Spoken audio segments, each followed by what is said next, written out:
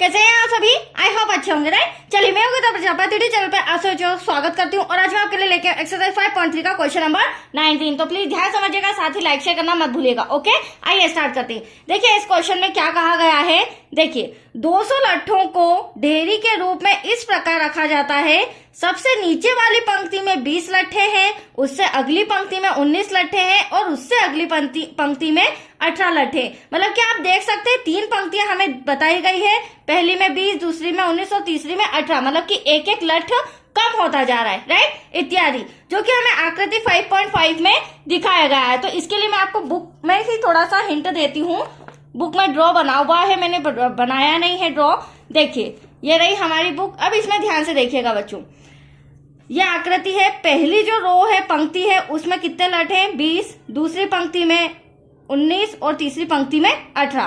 अब क्वेश्चन क्या कहा गया है, ये 200 लट्ठ कितनी पंक्तियों में रखे गए हैं? तो एटलीस्ट हमें 3 पंक्ति तो दी गई है। अब इसके ऊपर कितनी ऐसी पंक्तियां हैं, 10 है, 15 है, 20 है, वो हमें फाइंड करके बतानी, मतलब कि n बताना है, ठीक है, पदों की संख्या।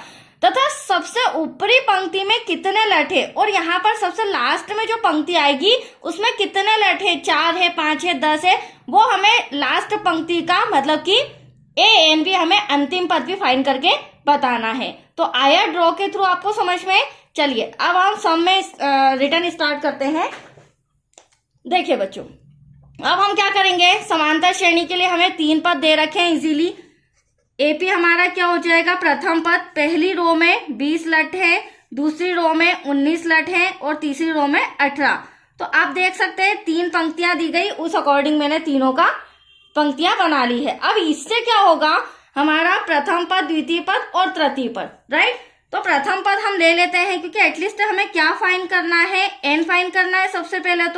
तो प्रथम पद a इक्वल्स टू क्या हो जाएगा, 20, और यहाँ पर लास्ट में जो भी हमारा अंतिम पद होगा वो हमें फाइंड करना है, राइट। तो प्रथम पद तो हमारा 20 हो जाएगा।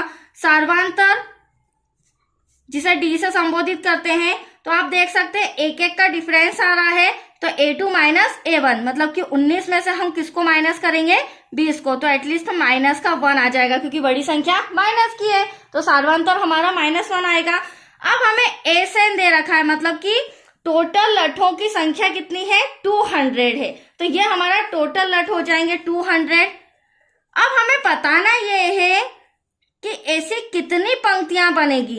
3 पंक्तियां तो आपने ड्रॉ में देख लिया है, कितनी पंक्ति देखी है आपने, 3। इसके अलावा कितनी पंक्तियां बनेगी वो हमें n मतलब कि पंक्तियों की संख्या ज्ञात करनी है। और साथ ही साथ हमें वो अंतिम पद भी ज्ञात करना है कि सबसे ऊपरी पंक्ति में कितने लट्ठे उसमें रखे जाएंगे। तो आया आपको क्वेश्चन समझ में?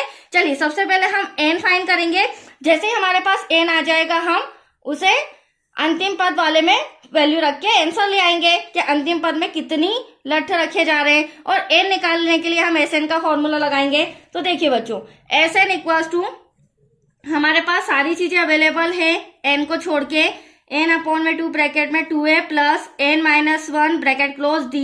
अब आप देख सकते हैं n तो हमें फाइंड करना है, बट SN हमारे पास कितना है बच्चों, 200 है। n/2 ऐसा का ऐसा।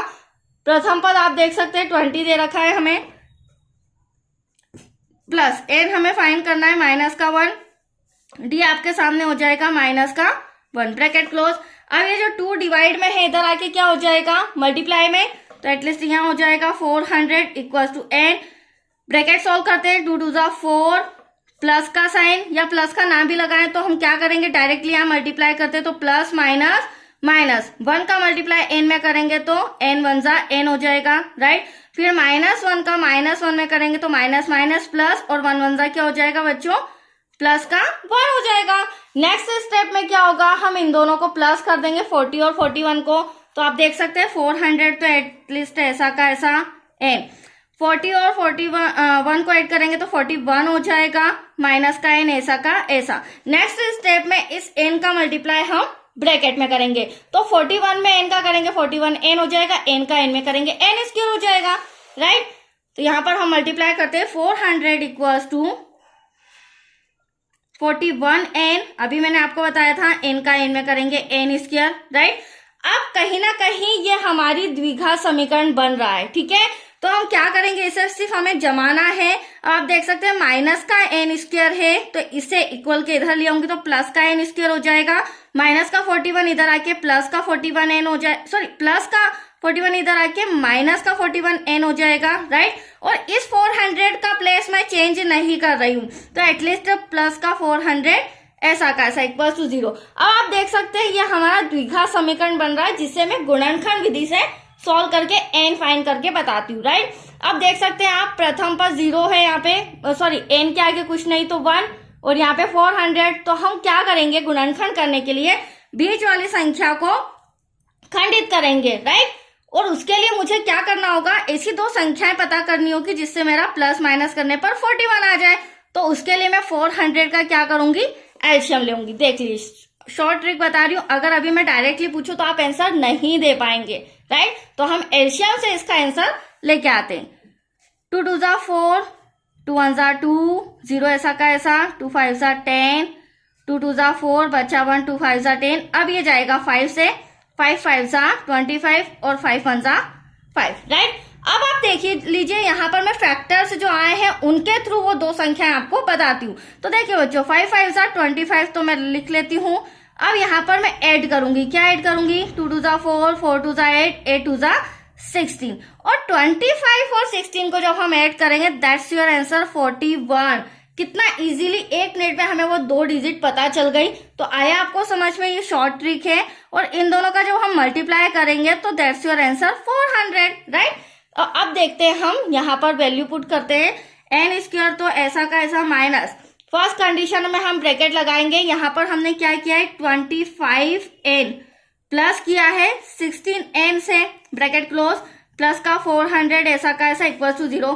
फर्स्ट स्टेप में ब्रैकेट लगाया, अब हम ब्रैकेट हटाएंगे तो ब्रैकेट का अंदर का साइन क्या हो जाएगा, चेंज हो जाएगा, बाकी एज इट इज ऐसा का ऐसा रहेगा।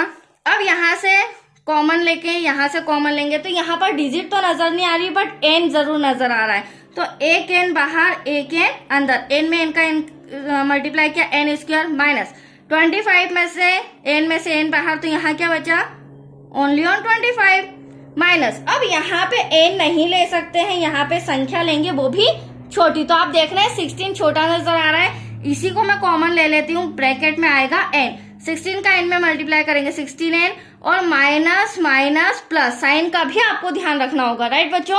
हालांकि 4 चैप्टर जो हमारा द्विघात समीकरण काफी डीप में जाकर समझाया है मैंने, तो वो वीडियोस भी आप देख लीजिए ताकि आपको इजीली समझ में आ जाए। आप 16 में क्या मल्टीप्लाई करें, 400, तो दैट्स योर आंसर। 16 में मल्टीप्लाई करेंगे 25 का, तो यहाँ पर मैं लिख लेती हूँ 25। और इसी तरह आप देख सकते हो ये दोनों ब्रैकेट्स हमारे सेम आए, जो कि द्विघात समीकरण का रूल है गुणनखंड विधि का।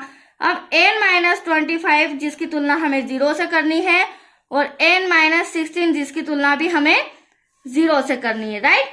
तो आप देख सकते हैं माइनस का 25 उधर जाके प्लस हो जाएगा, माइनस का 16 उधर जाके प्लस हो जाएगा। अब आपके सामने थोड़ा सा कंफ्यूजन होगा कि n के 2 आंसर आ रहे हैं, ये सही है या ये सही है। तो दोनों में से कौन सा सही है, उसके लिए हमें थोड़ा सा चेकिंग करना होगा।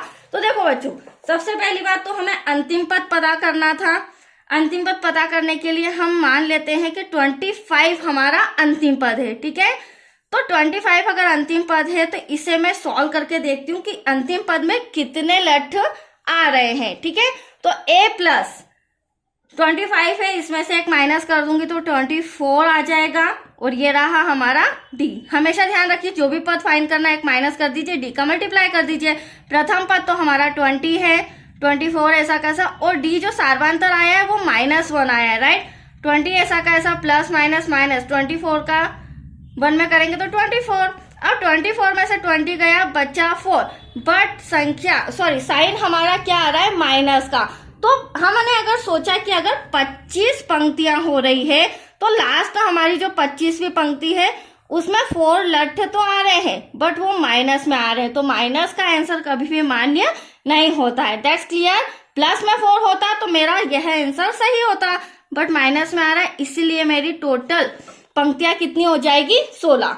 अब 16 के हिसाब से हम अंतिम पद में कितने लठ रखे गए वो मैं आपको निकाल के बताती हूँ। तो अब यहाँ पर हम लिखेंगे बच्चों जो कि हमें an फाइंड करना है। तो an इक्वल्स टू कितने पद हो जाएंगे, 25 की जगह अब 16 हो जाएंगे। अब यहाँ पर a प्लस 16 है तो एक माइनस कर देंगे तो 15 d हो जाएगा। अब प्रथम पद तो हमारा 20 है प्लस 15, d क्या हो जाएगा माइनस का 1।